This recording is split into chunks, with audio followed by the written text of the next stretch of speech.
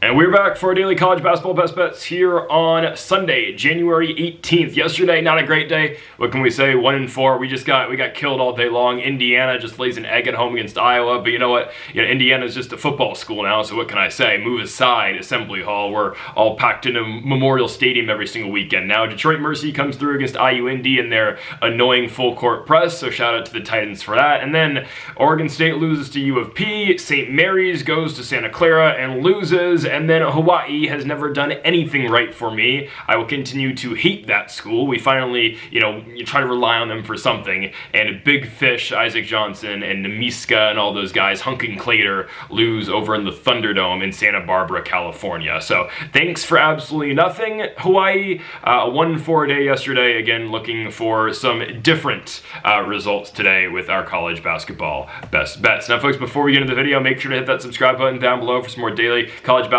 best bets. Later today, we're going to have our NBA best bets on the channel. We've already posted our divisional round predictions and best bets. Again, 2 more games today with the Los Angeles Rams taking on the Chicago Bears and the Patriots taking on the Houston Texans. And on Greedo Plays MMA, we already posted our UFC 324 predictions. Justin Gaethje versus Paddy Pimblett in the main event for the interim lightweight championship. Again, all of which will be linked in the description down below. Okay, on to the first now of our 5 best bets today for college basketball as we kick things off with a Big Ten matchup. Hopefully, the start of the day goes better for us in the Big Ten today than yesterday as we're looking at the 2 worst teams in the Big Ten Conference. And I kind of feel like that's Indiana sometimes watching Big Ten basketball and watching the Hoosiers try to play Iowa yesterday. But we're going to kick things off today with the Penn State Nittany Lions and the Maryland Terrapins. Both teams 0-6 this season in Big Ten play. Maryland 7-10 as a whole this season. Penn State 9-8 this year. I am going to be going with Maryland to win the basketball game. And we can take Maryland money line. I believe it is -135 currently for the Terrapins, seeing some -140. If you don't like either of those, take the -2. But again, the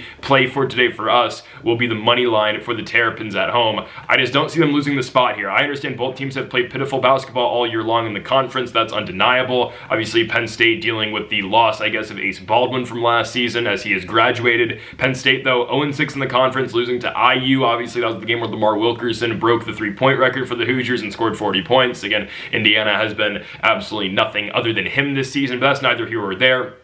Penn State loses that game in Bloomington to kick off Big Ten play. They lose at home to Michigan State by 4 points. They lose to Illinois. They lose to Michigan. Again, competitive game against Michigan, 100%. They stayed in that game. Still an L at home. They go to Purdue and lose. And now and then most recently they lose to UCLA at home. It's just been a struggling team, and I know again they've been close. The Michigan game extremely close. The Illinois game was competitive.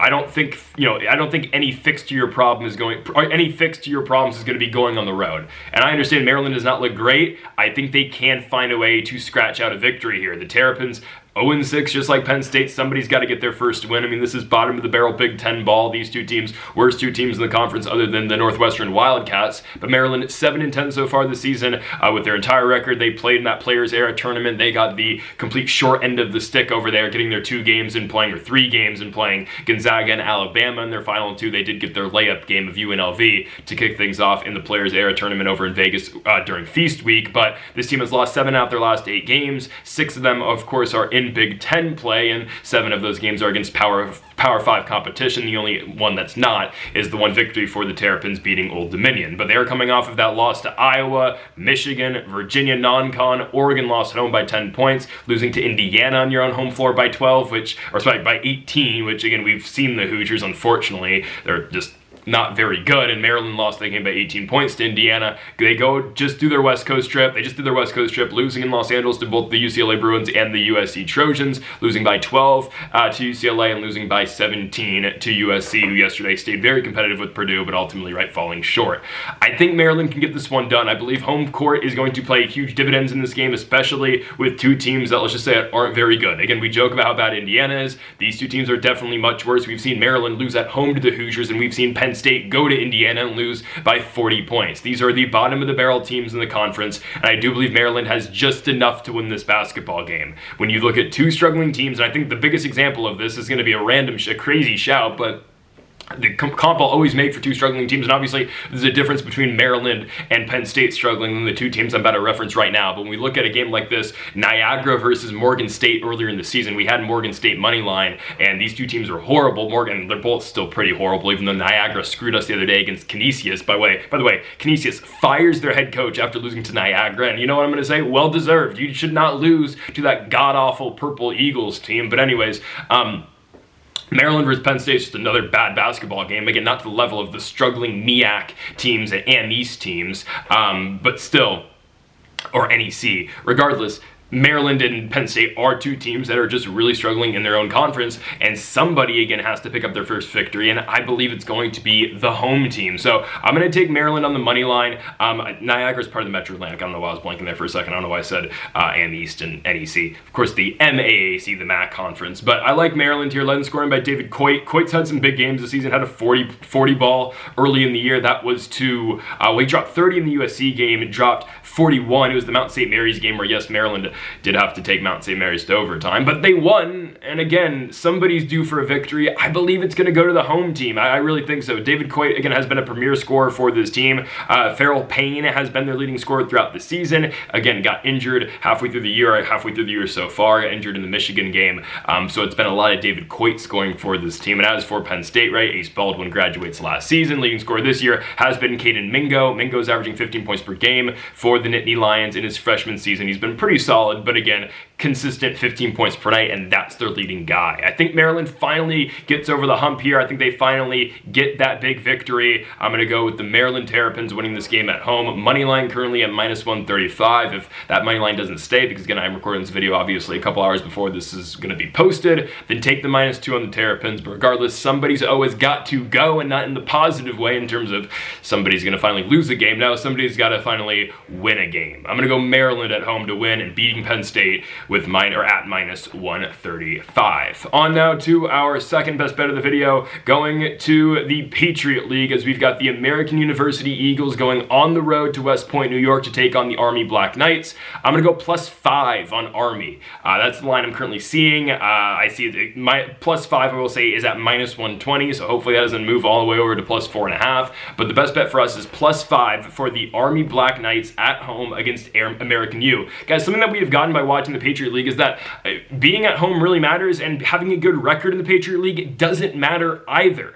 I mean, everyone, and this is just how Patriot League ball works. The worst teams in the conference legitimately will have shots against the best teams in the conference. And I guess technically here, this is the biggest example of that. AU might not be the premier team right now in the Patriot. They are ranked 3rd, or I guess standing-wise, they're 3rd in the Patriot behind both Navy and Colgate. But Army is the lowest ranked team, or lowest, obviously seeded team in the standings currently at 1-4, even though, and I know Army has not played phenomenal basketball, and they've come up quite short recently. I still don't think they're that bad.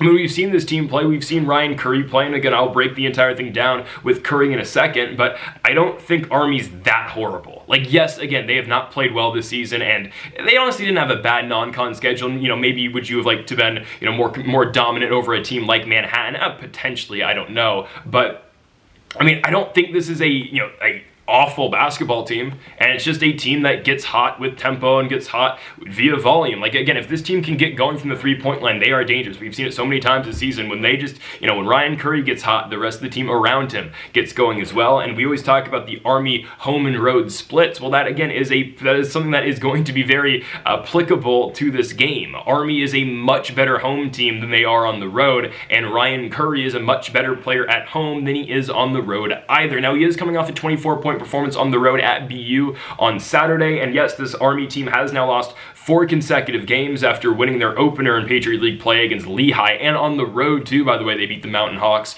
4 straight L's for Army, losing at home to Colgate, losing then at home to the Greyhounds of Loyola, Maryland, which isn't great either, but then going to BU and losing by 9 points in a competitive game, and then going to Holy Cross and losing by 7 points again in another competitive game. By the way, the Greyhounds lost at home to Loyola, Maryland, an OT matchup for Army, a situation that they've been stuck in quite a bit this season. The Lehigh victory was an OT game on the road. The Binghamton game, OT win. The Manhattan game, an OT victory where Ryan Curry again just came up clutch, big three after big three, hit a deep three to tie that game and send it into OT against the Jaspers of Manhattan, obviously out of the Metro Atlantic. But I just don't think AU's that good. I know we picked against American University to kick off the week. That was on Monday, and they went out and beat the Navy Midshipmen by 4 points. Ultimately, a game that was just out of hand for the most part. I know it sounds crazy because it was a 4-point final. Navy, I don't think ever led in that game. I mean, I could be wrong here, but I'm pretty sure American U did score first, and yeah, I'm correct.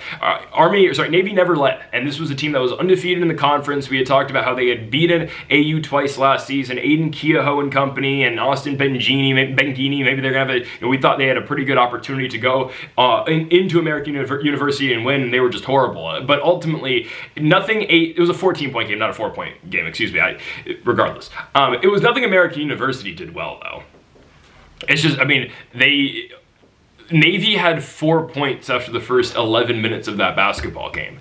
And it's not like, oh, it's what Americans doing defensively. No, Navy's missing wide open shots. Navy is throwing the ball straight to American U. They're throwing the ball into the third row. They're beating themselves. And it's not like American University, again, played that great of a basketball game. I mean, when a team scores 17 points in 20 minutes in the first half, yeah, you're likely in a really good position to win the basketball game. On top of that, Navy had 8 points through, I think it was 17 minutes, and they had a couple threes, got to the free throw line a little bit in the final 3 minutes of the half when they made that final push. I mean, they were down 20 points at one point with 16 minutes into the game. They had a quick scoring burst to end the first half to make the game look somewhat respectable, only down 16 points, but ultimately they lose 65-51. Again, nothing American U did really impressed me. They had 2 guys who scored more than 10 points. That would be Greg Jones and Wyatt Naustis. Naustis coming off the bench, sophomore guard out of Traverse City, Michigan, dropped 17 points. I believe that was his season high. And then there is Greg Jones, who's one of their better scorers, junior forward from Alexandria, Virginia, averaged 12.5 points per game again, or averaging 12.5 points per game, put up 23 against the Navy Midshipmen. I'm telling you, this is a complete letdown spot for AU, though. The way I look at the Patriots, anybody can beat anybody, and I think this one's going to be difficult for American U because of the shooting potential of Army. If they just get hot, they're going to stay in this game. They play very differently than Navy. Navy, wants to work the ball inside for the most part. Couldn't do it with their centers last game, obviously, but if Army gets hot from beyond the arc, this game will be competitive. I'm not telling you the Black Knights are going to win, but a lot does actually go into the Black Knights' favor, in my opinion here. They're at home.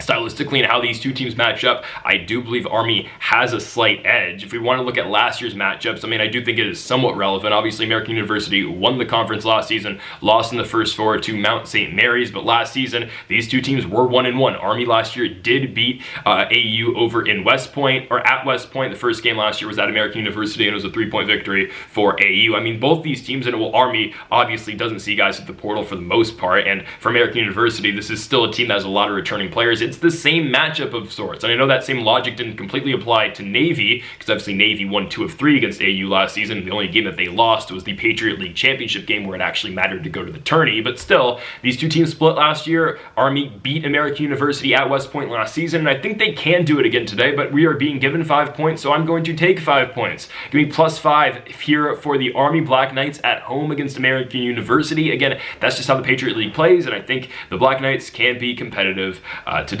On now to our third best bet of the video. We are going to go to the American Conference, as we're going to have back-to-back games now in the American Athletic, as we look at the 0-4 ECU Pirates in the American Conference taking on the Charlotte 49ers.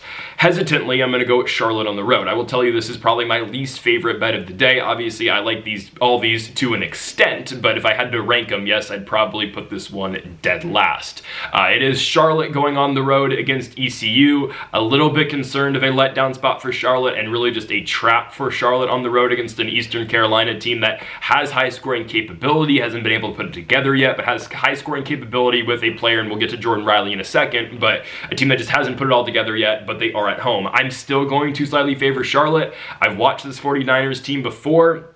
And we actually picked against them last weekend. We had the Rice Owls to win at home against Charlotte, and Charlotte played well. They almost choked at the very end of that game, letting Rice go on a big run in the final, 5 minutes of that outing. But ultimately, it was a game won by the 49ers. They barely held Rice off, as Rice had a chance actually to hit the game-tying shot at the end of the game, or a game-winning shot at the end of the game, down by 1. They forced a turnover, and Rice proceeded to take a corner 3.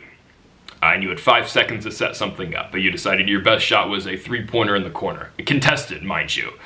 Anyways, I don't understand. Charlotte has been decent this year in the American. They've obviously won 3 of 5, and their losses aren't the worst. I mean, they just lost to Tulsa, but hey, the Golden Hurricane can be tricky. I know they had struggled so far in American Conference play, but Tulsa's a 14-3 team this season. Charlotte's other loss against Temple. Temple's pretty solid. They are favored today, I believe, or at least close in odds, against a really good Florida Atlantic team who has been the best team so far in the American Conference. Charlotte's wins a 4-point victory in a high-scoring affair against Wichita State, winning 104-100, going to Texas San Antonio and beating the UTSA Roadrunners. Yes, that team is very mid and really not good at all, but it is what it is. A win is a win for Charlotte, and then that Rice game winning on the road by 1. I will say this though, this bet is more so of ECU being bad than me being over the moon to pick Charlotte. I'll be up front with you. Eastern Carolina 5-12 this season. Coming to this game off 5 consecutive L's. Yes, one of them is the North Carolina Tar Heels, but 4 games after that, losing to Tulane by 9 points, losing to Temple on the road by 8, losing to UAB by 2 points at home, giving up 87 points, by the way, to the Blazers, and then losing on the road in Orlando to USF 82-71. They just haven't put together a good season so far, and this goes beyond just American Conference play. I mean, you're losing at home to Appalachian State by double digits. You're losing by 13 points to App State and only putting up 54 points on your own home court against App State. Yes, they beat Buffalo, but I mean, Buffalo is a gambling team. They've already been busted for it, okay? There's a reason why Buffalo choked a 25-point lead against ECU in Greenville, because they gambled on the game. And then ECU also lost to UNC Greensboro. I mean, we've been over this with the Pirates this season. They have never looked good, except for the one game where we bet against them, where we had Buffalo, and again, Buffalo blew a 20-plus point lead. Because, it is what it is. I mean, teams are actively gambling on games. Not saying every team is. Not saying that at all, but some teams definitely are, and hell, in the case of Buffalo, they've literally already been busted for doing it this season, but that's neither here or there. I gotta go with Charlotte winning on the road. ECU, and I said I'd mention him later, and here he is, the best player on Charlotte. He does literally everything for them. That is Jordan Riley. Jordan Riley is 9th in all of college basketball in points per game, averaging 22 a night. Just put up 25 against USF, put up 30 against UAB. Ultimately, Jordan Riley's going to barely come off the court. There will be maybe like a 2-minute interval in the first half where he does slightly come off the court to catch some wind. But for the most part, he's going to play every single minute. He is a 40-minute type of guy. If the game gets into overtime, he's going to play 40-plus. Hell, he can play 43 against the Blazers. But he's been phenomenal this season for ECU. He's had back-to-back games now with double-digit rebounds. He's averaging 22 points per night. Senior guard for this team, 6'5", athletic guy. Played 2 years over with the Georgetown Hoyas. Played 1 year at Temple. Started with the Owls. Played 35 minutes per game or 30 minutes per game, averaged 12 points, and now here he is in his second season with ECU. He's put a really good career together for him now, but again, the rest of the team is really lacking. There is no other help around Jordan Riley, who is very clearly their number one. I will say Giovanni Amruju is also a help. He is their center. He's played good basketball this year, center out of London, England. He does average double-digit points and rebounds. Other than these two guys, though, the rest of the team is very bad. The bench doesn't really help at all. The other starters, with all due respect, don't really provide any help for their 2 stars on this team. Gotta go with Charlotte here. The more complete team is the Charlotte 49ers. We have seen this team go on the road already in American League play and win. I get it, it's Rice and UTSA, but you can definitely say Eastern Carolina or East Carolina, the Pirates are on that same exact low level. So I gotta go with Charlotte here to pick up the victory. This one is listed currently at -135 on the money line. That's exactly where we're going. Over from the Minges Coliseum, I'm going to go with Charlotte on the road beating ECU. Give me the money line at -135 for the 49ers. On now to our 4th best bet of the video, again sticking in the American Conference for one more game as we look on now to the North Texas Mean Green going on the road in New Orleans to take on the Tulane Green Wave. A little shocked the odds are only where they're at. I understand North Texas has been an underachiever this season. I know they were expected to be a lot better than their American League Conference or American Conference play states at 1-3, and I know some of their games just have been tough as a whole, and they had a tough start and really just tough scheduling in general, but I feel like Tulane should be a bigger favorite than this. As things stand, I'm recording this, again, a few hours before you're going to see this. Currently, as things stand, it is minus 130 for Tulane at home. A little shocked by that, honestly. I would think that Tulane would be an even bigger favorite, but yet here we are. North Texas 1-3 in the conference, losing to Memphis on the road. Difficult game, sure. Beat Tulsa at home. That's a good win, but then back-to-back L's at home to South Florida by 4 points, and then going to Wichita and losing by 11. With all due respect, the Rice Owls were able to go to Wichita, Kansas, and shock the Shockers. So don't really know what to say about that. Tulane 3-1 in the American. Is it kind of a padded 3-1? Sure. They've won really good victory, and it's Florida Atlantic. That is a phenomenal win for this team. That was their second game in conference play. They beat ECU in Greenville, then they beat FAU at home by 3. Again, Florida Atlantic's looked just absolutely brilliant so far this year. We picked them to beat Wichita State the other day. You know, they beat Memphis at home and dominated the Memphis Owls. It is difficult to go to Boca Raton, Florida and play the FAU Owls, and obviously when Tulane played them, obviously, again, the game was in North Carolina, it was in Louisiana. Regardless of all that, though, Tulane 3-1 in the conference. Their only loss is their last game, and they did just not show up against UAB. But my big point with this is Tulane really going to lay an egg in back-to-back games? Am I a believer in Tulane being a serious threat to win the American? Honestly, no. Okay, there are better teams in the conference. We're looking at Florida Atlantic, who I understand Tulane beat the first time around. They beat them at home. That game, they're going to play again, I think, next week. I believe so. Yeah, that game's in a couple days. They're going to be playing again in Boca Raton, Florida. I think Florida Atlantic will be at least 6.5-point favorites, maybe more, to beat the Green Wave, even though Tulane probably going to be going into that game with a victory, or off a victory, but you know what I mean, right? Florida Atlantic is the way more talented basketball team. And, I mean, the games against East Carolina and UTSA, we just mentioned those teams as the two worst in the conference, and, well, don't take my word for it, look at the standings. Yeah, those are the only two teams in the conference to yet have a victory in the American Athletic. Anyways, Tulane still finds ways to win. I'll give them credit for that, and I think they should be able to beat North Texas, because I don't even think the Mean Green are that good either. Now, if this game was in Texas, I would consider it. 100%. I would consider taking the Mean Green, because it would feel like an ultimate trap spot for the Green Wave. But just with the game being in New Orleans, I don't think North Texas is going to get it. This is a team led in scoring this season by Deshaun Stevenson. Deshaun Stevenson averaging 17 points per game, sophomore guard from Chicago. He's put up 28 points in 3 straight games before his last outing against Wichita, where he only scored 10. Again, in his sophomore season, last year was a true freshman over at Cleveland State. Played in every single game for the Vikings. That was a good Vikings team, obviously, in the Horizon League, but did not start. And then there are another notable player on this team who's not playing currently. He's injured is Will McClendon, former San Jose State transfer. McClendon used to play at UCLA prior to being the starter and one of the best players last year at SJSU. Transfers to Tulane this season, like a lot of San Jose State players did, not specifically Tulane, but transfer out. And McClendon hasn't played, I believe, since the 4th game of the year on the road in Corvallis against Oregon State. So North Texas is missing one of their better guys.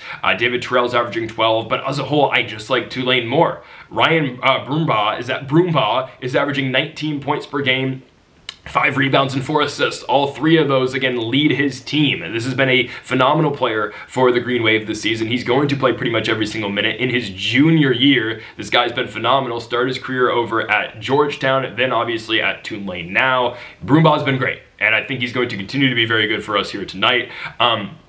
Besides him, you're looking at Asher Woods averaging 13 points per game, Curtis Williams Jr. averaging 13. I just think it's going to be enough tonight for Tulane to win. And again, I'm just a little surprised by the odds. And I guess you can just, dig deeper into the North Texas L's and the fact that, again, Tulane hasn't beaten anybody impressive other than Florida Atlantic. I mean, losing to Memphis on the road, again, that's a respectable loss. Memphis is good, but ultimately you still scored 48 points. I mean, I get it. It's a competitive game, but it's a low-scoring competitive game where you just couldn't get going, and Memphis particularly just didn't have a great shooting night. And we do see that quite often this year. We'll see that, I don't want to say quite often, but we have seen that this year out of the Tigers. But ultimately, going on the road and only scoring 48 points, yes, the game's competitive, but you still didn't get out of the 40s.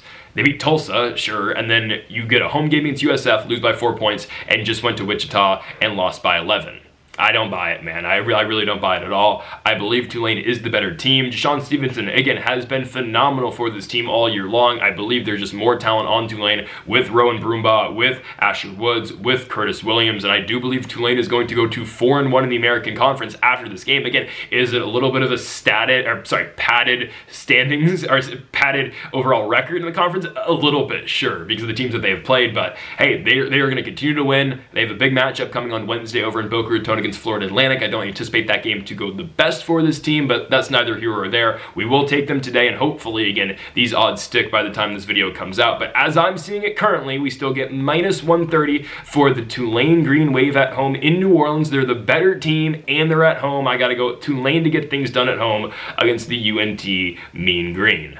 On now to our final best bet of the video, as we will close the night over in the Bay Area in the West Coast Conference. Hopefully the WCC is more kind to us today than it was yesterday, as we're going to be taking the San Francisco Dons to cover 5.5 points against Wazoo. I'm going to put some confidence here in San Francisco. I do believe this. I think this has the potential to get into blowout territory. I know Wazoo has not been a bad road team so far this season, but as long as San Francisco is able to play somewhat solid defensive basketball, they should be able to win. We have seen them just shut teams down before who are simply put just not on their level. I'm talking about Pepperdine. They beat them in Malibu by 20 points and limited the Waves to only 60. I'm talking about San Diego, which, again, I think is a really good comp for this game, honestly.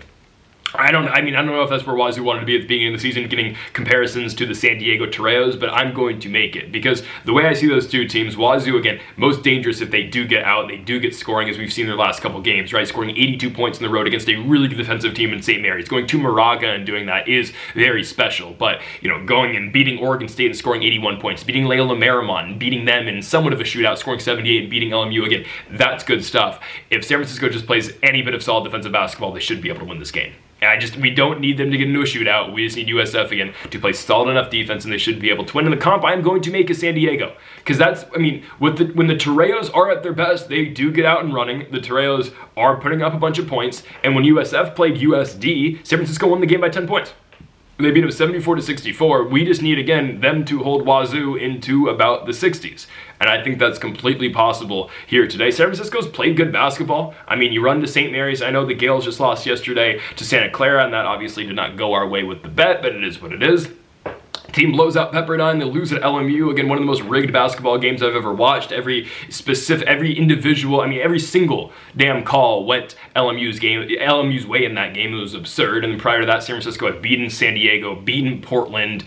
I think they should be more than fine to win this basketball game. San Francisco's got weapons. Ryan Beasley got injured in the Loyola Marymount game, comes back on the court. He's been their best player all year long, averaging 14 points per game. Obviously, you lose multiple effective scores last season for the San Francisco Dons, but Beasley got hurt in the LMU game, still finished up the game, played 44 minutes and scored 32 points. Did kind of just disappear in overtime, which was expected because of the injury he had suffered, and we thought, okay, potentially maybe he'll miss time going forward. Not at all. He goes out and plays the St. Mary's game. Again, does miss the Pepperdine game in between, not a game where San Francisco particularly needed Ryan Beasley because of how bad the Waves are, but comes back, plays the St. Mary's game, and looked all right.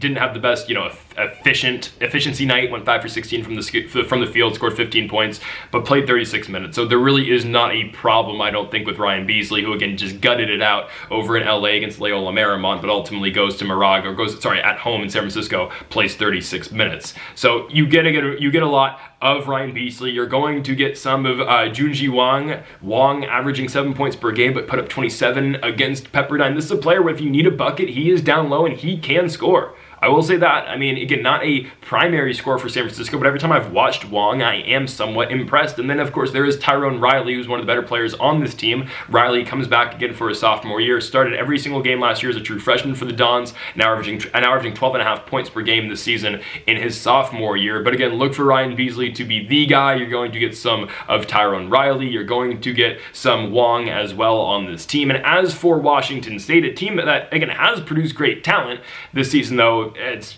been a struggle, let's say. 3-3 so far in the West Coast Conference, 8-11 as a whole. It's a team that did struggle against Division II Chaminade over in Maui earlier in the season. Ace Glass is the guy for the Cougars, averaging 16 points per game. Other than Ace Glass, there's not another player on this team that averages more than 10 points per game. Kind of shows where Wazoo's at. Ace Glass, true freshman from Rancho Cucamonga, California, averaging 16 points per game in the season. He's been great. The rest of the team, yeah, it's lacking. What can I say? You got guys who are averaging 9 points per night, but again, there is not a consistent scorer to Washington State other than Ace Glass. They are a high-scoring team in the sense of if Glass gets going and his teammates get going, they can't. I don't want to say they're a high-scoring team. When they're most dangerous, they're high-scoring. Unfortunately for them, again, that's not a continuous thing. We've seen this team just get straight up shut down in games where they can't get out of the 50s and the 60s. When they're at their best, obviously, they're playing that shootout type of game. They're playing, again, a running and fast-paced tempo game, but I do believe San Francisco is able to contain that and just slow this one down. And USF playing this game at their pace, playing this game how they want to play it, and playing this game at home, I do think a lot goes into a lot is to their advantage. So ultimately, I got to go with San Francisco to win the basketball game. Ryan Beasley appears to be 100%. Again, hopefully we see a better scoring and shooting night out of him than he had against St. Mary's. But again, St. Mary's, tough defensive team, not exactly the easiest team to come back to play after an injury of that sort that he had. I think Beasley's going to be okay today, and I think San Francisco should be fine to win this game. We do need them to cover 5.5 points, but with the game being in San Francisco, again, home game for the squad, I do believe they win this one and cover. Again, we still think, what we've always said, San Francisco is in that second tier in the WCC. Obviously, we just saw yesterday Santa Clara give St. Mary's their first loss in the WCC. We'll see if San Francisco, again, can remain kind of in that higher level tier with the Broncos and obviously looking up at Zaga and the Gales. Give me San Francisco minus 5.5 to close the day. Folks, thank y'all for watching our college basketball best bets here on January 18th. If you haven't yet, though, make sure to hit that subscribe button down below for more. Make sure to leave a like if you did enjoy the video. Make sure to comment if you disagree with any of the picks. Thanks, folks. Thank y'all for watching, and Mamba forever.